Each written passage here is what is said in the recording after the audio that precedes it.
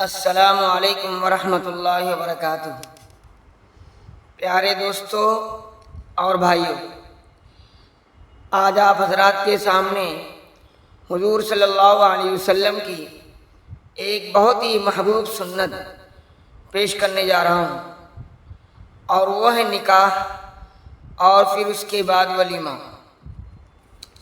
جہاں پر اللہ کے نبی صلی اللہ علیہ وسلم نے ولیمہ کرنے کے بارے میں فرمایا ہے، وہیں اعتدال کا راستہ بھی بتایا ہے۔ افسوس کہ اس پاکیزہ سنت کو ادا کرنے میں بھی لوگ ایک دوسرے پر سبقت لے جانے کے لیے کوشاں رہتے ہیں اور اپنی شان و شوکت بھی دکھاتے ہیں۔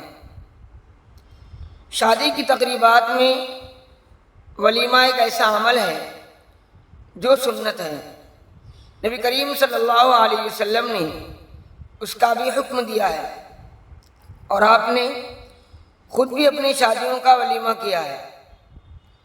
چونکہ نکاح کرنا زندگی کا ایک نہایت اہم مقصد ہے اور زندگی کا ایک نیا موڑ ہے کہ اللہ تعالیٰ اسے ایک ہم سفر اور زندگی گزارنے کے لیے ایک ساتھی عطا فرماتا ہے جو اس کے لیے تسکین کا باعث ہے، اور زندگی کے نشیب و فراز میں اس کا ہمدم، ہمدرد اور مددگار بھی ہے۔ اس لیے ضروری ہے کہ انسان اللہ تعالیٰ کا شکر ادا کرے۔ اس کے لیے اسلام میں دعوت ولیمہ یعنی نکاح کے بعد کھلانے پلانے کا اہتمام کرنے کو کہا گیا ہے۔ نکاح نوجوان جوڑے کے لیے بلکہ دونوں خاندانوں کے لیے خوشی کا ایک موقع ہے۔ اللہ تعالیٰ نے دونوں خاندانوں کے ایک نہایت اہم فیصلے کی ادائیگی سے نواز دیا، لیکن اسلام زندگی کے ہر معاملے میں اعتدال اور میانہ روی کا قائل ہے، اور حد سے تجاوز کرنا اسلام کو اور اللہ کے نبی صلی اللہ علیہ وسلم کو ناپسند ہے۔ اس کے علاوہ تفاخر اور شان و شوکت کے لیے بیجا اظہار اور بیجا استعمال بھی اسلام کی نظر میں مذموم اور قابل مذمت ہے۔ اللہ تعالیٰ قرآن کریم میں ارشاد فرماتے ہیں، ان المبذرین کانوا اخوان الشیاطین۔ ترجمہ: فضول خرچ کرنے والے شیطانوں کے بھائی ہیں۔ اس آیت سے پتہ چلتا ہے کہ اسلامی ہدایات میں انحراف نہ ہو۔ آج کل لوگ ولیمہ بھی شادی بیاہ کی دیگر رسموں کی طرح بہت سے خرافات کرنے لگے ہیں۔ اسلامی تعلیمات میں ہمیں اس بات کی ہدایات ملتی ہیں کہ اسراف اور فضول خرچی سے بچا جائے۔ سادہ اور مختصر ولیمہ ہو، سارے خاندان اور دوست و احباب کو اکٹھا کرنا ضروری نہیں ہے۔ نبی کریم صلی اللہ علیہ وسلم کے زمانے میں صحابہ کرام رضوان اللہ تعالی علیہم اجمعین اپنے بیٹوں اور بیٹیوں کی شادیاں کیا کرتے تھے، لیکن نہ تو شادی میں اور نہ دعوت ولیمہ میں کسی بڑے اجتماع کا کوئی ثبوت ملتا ہے، جبکہ صحابہ کرام رضوان اللہ تعالی علیہم اجمعین رسول اللہ صلی اللہ علیہ وسلم سے خصوصی قربت اور تعلق رکھتے تھے۔ خود صحابہ اپنی شادی میں بسا اوقات نبی کریم صلی اللہ علیہ وسلم کو بھی مدعو نہیں کرتے تھے۔ جیسے عبد الرحمن بن عوف رضی اللہ تعالیٰ عنہ کی شادی ہوئی تو رسول اللہ صلی اللہ علیہ وسلم نے ان کے لباس پر زردی دیکھی تو ان سے پوچھا، یہ کیا ہے؟ انہوں نے کہا، میں نے کھجور کی ایک گٹلی کے وزن کے برابر سونے پر ایک خاتون سے شادی کر لی ہے۔ آپ صلی اللہ علیہ وسلم نے خوشی کا اظہار فرمایا اور فرمایا ولیمہ کرو، اگر زیادہ استطاعت نہ ہو تو ایک بکری ہی کیوں نہ ہو۔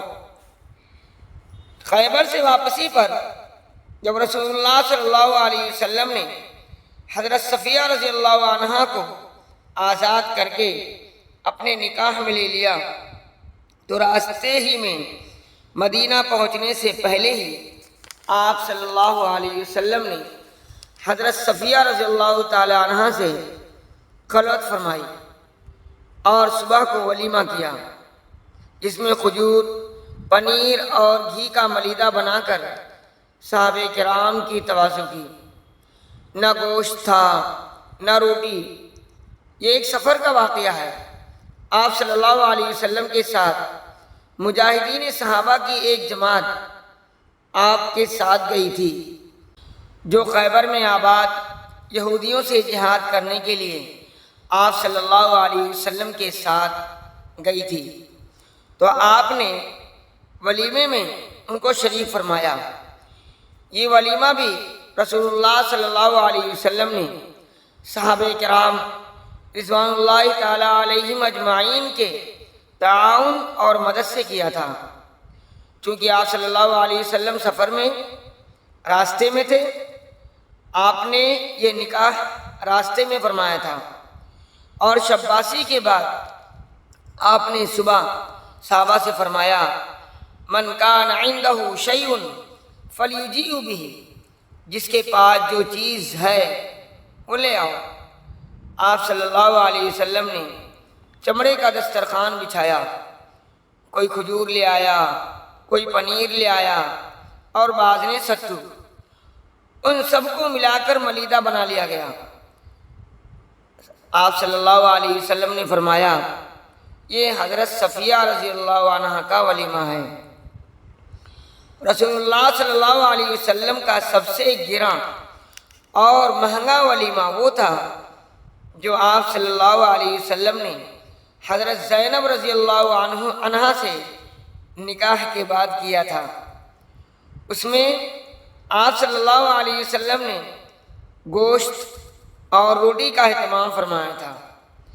ان واقعات سے معلوم ہوا کہ ولیمے میں زیادہ ہجوم یعنی بھیڑ جمع کرنے کی ضرورت نہیں ہے، نہ پرتکلف اور قسم قسم کے کھانوں اور ڈشوں کی۔ بہتر یہ ہے کہ چند افراد کو بلایا جائے اور گھر ہی میں ان کی خاطر تواضع کر دی جائے۔ اپنی شان و شوکت اور مالداری کے اظہار کی بھی ضرورت نہیں ہے۔ آپ وہی پیسہ ضرورت مندوں پر خرچ کر سکتے ہیں اور دین کے ان کاموں پر خرچ کر سکتے ہیں جن کی معاشرے میں ضرورت ہے۔